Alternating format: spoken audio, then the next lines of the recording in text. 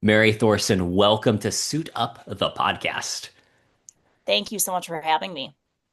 Before I ask you about your character biography, I am curious. I see behind your head there's a thing that says Theatre du Chat Noir, cat, Theater of Dark Cat. Yeah. This is the oldest poster in the world. I bought this when Wow. I bought this when I was 18 years old. When my university was doing like a poster sale back when I don't know if they still do those, but Oh, in 2006 they did. And so I bought this as a freshman, and it's literally been hanging on every wall of any home I lived on ever since. So about 20 years old. that's really cool. You see, I think Yeah. that things like that are unique artifacts to be able to Yeah. have like accumulate in your life. And then it's just like the amount of it that I can see is it's just cool. I'm more impressed that like my French, that whole like month of Duolingo actually paid off that I could Amazing. do that. Yeah. I knew, like obviously Noir. I got that Hmm. one. Do I assumed. But yeah, I didn't know chat is it's cat. Hmm. Amazing. Good to know.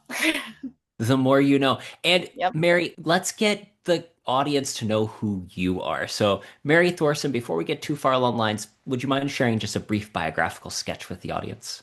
Sure. I am a Milwaukee writer. I live in Wisconsin. I actually live in Wauwatosa, Wisconsin, in Milwaukee County. Hmm. Uh, I'm a teacher. I teach high school English. I have two daughters and I'm married and have lived in Milwaukee my whole life. Um, yeah, that's about it. Actually, so this is a question that I've asked a couple of people we've had on that teach English. If you're assigning like a summer reading list, what do you think is like the number one book that should be read as a part of a summer reading program? Such a good question. Native Son. Ooh, okay. I'm not, why? I recognize the name, but my brain isn't pulling up the synopsis. What's Native Son? It's by Richard Wright, and it's a thick book. I wouldn't I mean, so I teach juniors, Hmm. so I'd recommend it for older grades, like 11th and 12th. But it's about um, being Black in America in the 1940s, and Hmm. it's it's phenomenal. So it's dark and Hmm. um, but it's very good. I recommend it. That's awesome. I think that having books with like some serious heft to them are good because summer, it's really easy to get filled with like a full blockbuster reading. And Yes. like, no shock, that tends to be my taste, but I love a book that has something that makes you think in it. Yeah. And Yeah. And it's definitely, yeah, summer, while usually a time for hope, this is not the book for that. So I would, it's a great book. I would recommend that book. And I think I would recommend probably A Prayer for Owen Meany. I loved that book. I don't know if I've have never you read ever heard of it. the movie, Simon Birch? The name sounds familiar, but again, I can't pull. So, it's just a great book. It's a book about a kid with dwarfism and Oh, hmm. makes a friend and anyway, lots of stuff happens. So recommend both. Well, people should definitely check them out. I think what's interesting about hearing your answers is I think that actually kind of brings us to a good spot with talking about your next release, The Woman's Guide to True Crime, which I think does merge heavy topical themes in some cases with a bit of like crime sensation to it. Yeah, Would you mind telling us a bit about the book and how the project started? sure. So about 12 years ago, I was getting my MFA at Pacific University, and I started writing stories based on stories I had heard when I worked as a journalist. And they were really the only stories that interested me. Hmm. Um, I tried to write stories where I completely made everything up. I didn't know what was going to happen, and I just didn't do well. And then I just Hmm. really found that I really only liked writing when I was writing about something that actually happened, but Hmm. making things up about it as well. Um, I'm a daughter of journalists. I was a journalist for about 7 years. Um, they always told me this is the cliche, but if it bleeds, it leads, and there's a reason behind that. And it's just Mm-hmm. we're curious people, Mm-hmm. and um, we're more morbidly curious people, and I just thought I would lean into that. Mm-hmm. And so I started creating this collection probably about 12 years ago for my master's thesis. Oh, And cool. then I just kept going after that. It really ranges from 12 years ago to this last summer. So there are old and new. Well, that's really cool also because it gives you the opportunity to, I don't know if you feel this way with writing, seeing how your own writing style or process changes as time goes 100%. by, especially Yes. with each individual story. There Mhm. are 16 short stories in it, which means you have 16 opportunities to kind of see this is where your writing process was for each one. Yes. Each one's like a little snapshot, and it's not in chronological order, like, you know what I Hmm. mean? But it is cool for me because I'm like, oh, I know exactly where I was when I wrote this. And I'm always nervous that, and maybe some other writers feel like this, that I'm always nervous I've already done my best writing, right? Mm. And I'm worried I'm not going to be able to do the same thing again. And so it's nice when a new story continues to get published. You're like, oh, I still got it, and so it's fun to see that throughout my own process.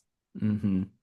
I've thought that the stories were really interesting just in you give such a great historical context for place. And Oh, every time I read, like, you'd see the year, I loved feeling like I was actually there. And I think that that's something I love history, but I'm realizing more and more just as I talk to various people and history comes up, how much we're disconnected from how life was so incredibly different, even just in the 40s or 50s to what it looks right. like now.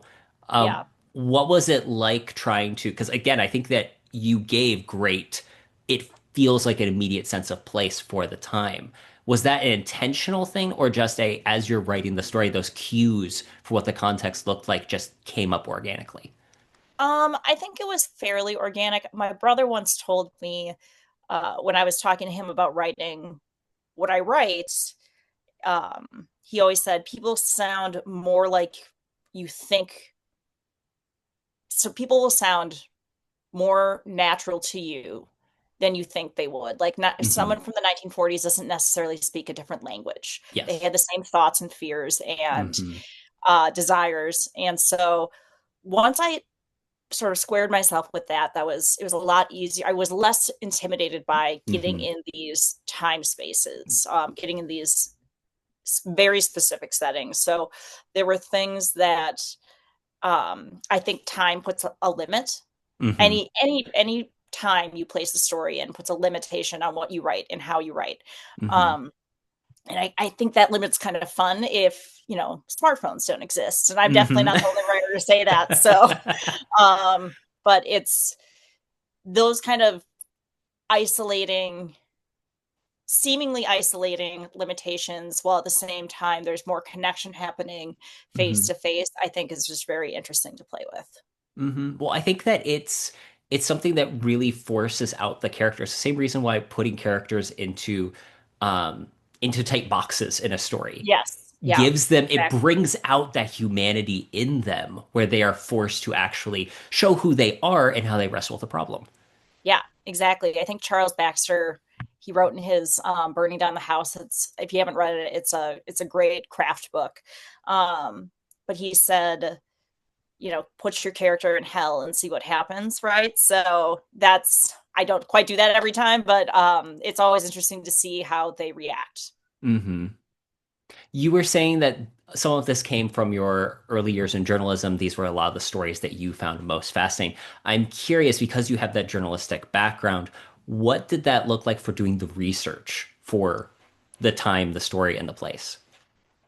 Um, that's such a great question. So, as a journalist, I strive very hard, or when I was a working journalist, I would strive very hard to get every single detail right, to stick as objectively, close to the truth as possible. Hmm. Um, and I found that doing that with fiction writing is really, really um, suffocating. Hmm. And it takes sort of any fun out of the story. So what I would do, what I started to do, I would get in research traps for a while, and it would just sort of zap all the life out of what I was trying to create, or sort of Hmm. find within the story that I was trying to tell. And so what I started to do was just consume the one thing that I heard about it. So like if I heard Ooh. about the story, the Moonlight Murders and Texarkana, I just read like the first 20 pages of a book, and I was like, okay, I'm done. Like I don't want to know anymore. And I'll Hmm. just write the rest from what I think might have happened. So I try to keep a very, very tenuous grasp on Hmm. the basic facts and then write from there. Hmm. I really like that. I recently had a medieval adventure published, and for me doing the Nice. research on that was really tough because I kept this my first like deep into historical fiction. And when Mm-hmm. you're playing with this is the Lord of such and such, and these are actual times, places, and dates, I was like, do am I just making up these places? Am I trying to supplant people? And I kept Right. this was the longest project I've worked on because I kept getting in that circle of I need to let I need to move past the facts so I can tell the story while Correct. still Yes. maintaining the story time period in place. Yes. Yeah. So I found that if I didn't learn the facts to begin with, it was easier to just get past them. Do you have a favorite time period that you came across as you were doing the research for this that you kind of would like to explore more? Oh, I think that changes with my every morning I wake up and I find that there's another time period that interests me. I would say when I probably started writing this, the 40s were my favorite. Hmm. Then now it's definitely more 80s, and as we get further Hmm. along in this life, it's getting closer and closer to when I was actually alive. So the 80s and 90s right now is about where I'm at. I heard someone make a comment about how like there's a similar distance in time between now and when Raiders of I the don't Lost like these Ark came comments. out, and Don't I'm like these like, comments at all. why? Why do people say how? Because I'm like, time. It doesn't feel like it's that long, but No. it really is, and it's shocking to see. I was born in the 90s. I didn't have a nostalgia for the 90s until like this last 2 years, where Yeah. I'm like, oh, this actually is like a time where you can have story and stuff happening. Whereas Yes. at the Yeah. time, I was like, no, nothing happens in the 90s. It's just Yeah. whatever. Yeah, I have this bad habit of I like time everything from it's the year 2000, so like Hmm. 1970s, 30 years ago, but it's obviously now 50 years ago, and that blows my freaking mind. So, I mean, I have siblings who were born in the 70s. Okay, so that actually brings up something. I read over your writer's dossier. Thanks, Jeff Circle, for helping connect us. And you made a comment in that I really loved. I was hoping you could unpack a little for me. Sure. You'd comment because you have siblings that are older than you. I want to know every single thing so I could pretend like I was there. I've carried that into my writing. I want to pretend like I was there. Yes.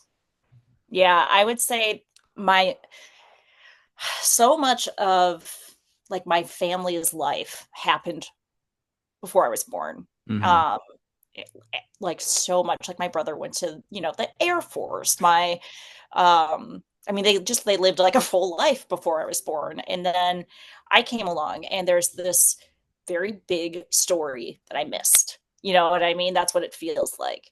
And so I in an effort to be closer to my siblings growing up, I was just always so obsessed with anything they did or anything who they were. And um I really just wanted to be part of their world, and they Hmm. absolutely made me part of their world. But like a 20-year-old hanging out with a 3-year-old is a little Yes. it's just it's a different world, and it took me a long time to accept like I'm just never going to be their same age. Hmm. Like I will always be younger, I will always have a different lived experience than them. um but for a very long time I wanted to pretend like I was there, and so I think that definitely translated to everything else that I write Hmm. about. I want to, that's kind of how I approach every single story, right? I pretend like I'm there. Hmm. I think it's really cool. Honestly, the comment was fascinating for me because I'm the oldest of my family, And Okay. so I have younger siblings that are about 20 years difference. Oh, And dang. Okay. yeah, That so that rarely happens. like I read that and I was like, "Oh, because I now have young siblings that are Yeah. like 7, 8, 9 that they're now like, "Oh, this," and they're telling a story and I'm like, "You weren't here for that. What are you Yes. talking about?" What are you talking about? I would do the same thing. Like I tell these stories like I was there, and I'm like, I look, I've heard it enough at a dinner table, but I do the same thing. Well, and I think the impressive part is when they remember the facts better than I do, and I'm like, I "Oh, I'm know. not certain how to feel about that one." Yeah. Yeah, it's different. Um, but yeah, so that's I wrote a story actually for my siblings in Oh, that life mm-hmm. without me. And it's one of my favorite stories that I've ever written. And I wrote that last year as Mom and Dad's Bed. And I recommend it for anyone with older siblings. I'm curious, what do you think goes into making and crafting a good short story? Because that's honestly like a piece of fiction that I've always struggled with that form. By comparison to a novella or a novel, just the runway difference is so large that I'm always like it's doing that overthinking before I get written. For sure. I think a couple of things goes into it. One, I'm not as good at writing novel length things as I am short stories. And I think that's because I'm not as good as plotting. Like I was saying this the other day, I think you can get away with less of a narrative arc Mm, in short stories hmm than you can in novels. The whole picture does not need to be there. And I really like that. I like that there are just parts of this picture here. hmm Um, you can skate by more on atmosphere, I think, in a short story and rely a little bit more on like the characters interactions do a lot of heavy lifting the general hmm vibes do a lot of heavy lifting in short stories and you can get away with that and short stories can feel satisfying that way where they cannot it cannot do the same thing in a novel like hmm if a novel is just vibes then that's that's not great so um I just think that one so that I think that that is a very interesting thing to do and it definitely lends itself to someone who's not very good at plotting. The other one is um I am an inherently lazy person and so I um if someone's like can you write me a 2,000 word short story? I'm like, yes, I totally can. If someone said like a 5,000 word, I'm like, ugh, that's a little much. So I like to do I think that's the journalist part. Like you do less with more with less, right? hmm So you write as scantily as possible and then see if it works. Well, I think you do a great job of it's the Hemingway's iceberg thing, where you have such a great ability to here is the tip of the iceberg Hmm. in the story, and the audience can just feel so much just based on what they're reading and add in those little extra details. Yeah, I hope so. That's always the goal. You said that your parents are also journalists, and I'm just Hmm. curious, like, did that, I'm assuming it had an effect on you in turn, also studying and becoming a journalist, but did it provoke like an extra sense of curiosity when you were younger? Oh, I think so for sure. The I mean, my mom, she worked as a journalist. That's how she met my dad, as a journalist, and then she moved over into PR for the local medical college, Hmm and she uh, would have would set up stories with doctors about diseases that were happening like when mad cow disease was a thing she hmm set up doctor like we looked at brain slices for that so that was always super fascinating but my dad would take me to work and he would take me to work in the newsroom and it was just I was like oh this is the place I want to work like this is the coolest place on earth I cannot imagine being like an adult and working anywhere else this is so fun so yeah, ever since just being sort of soaked in that world since a young age definitely made me a little more ambitious to get information.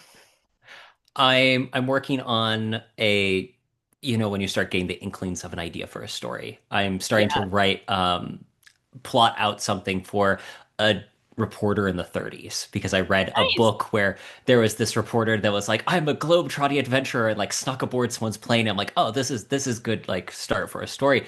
And Yeah. I just love how reporter characters and journalists do lend themselves to stories and narratives because there is that inherent sense of curiosity and the drive to discover that Yeah, it's the brings PI without the into cop if you don't want the yes. cop. Like it's very, yeah, I've been reading or I read recently Emma Flint's book Little Deaths, if you've Hmm. ever read that. I haven't, but I've heard of So it. good.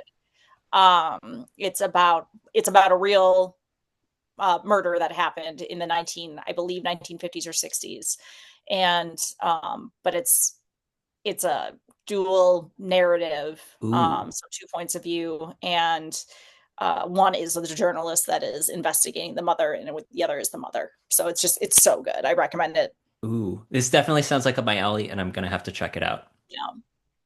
One of the other questions I had written down because reading through Women's Guide for True Crime, there are I love that it incorporates some elements of the Midwest and places where you don't normally, everyone tends to put things on the coast, is the thing. But the reality is, especially when it comes to crime, it happens everywhere. And I was just curious if you being a Midwesterner influenced the decision in which stories you told in which places, or were you interested to see that, oh, in this spot in Missouri, these wild things happened? Hell yes. Sorry, I I don't know. I'm love sorry, I don't know if I'm you. allowed to You can swear. swear. You can swear on the show. It's fine. And apologies. I thought I closed my door better, but my dog just came in. So this That's is like, okay. That oh yeah. hi. um, so yes, I took a class once when I was a undergrad, and with my someone who's like a very good friend of mine now, and it was a Midwestern literature class, Ooh. and it's the best class I ever took. And she said, "Why are we expected to know, where something is in New York? And why don't we just write about where we're from? It's just Hmm. as interesting." And ever since then, I was like, "Brick, yes, it is."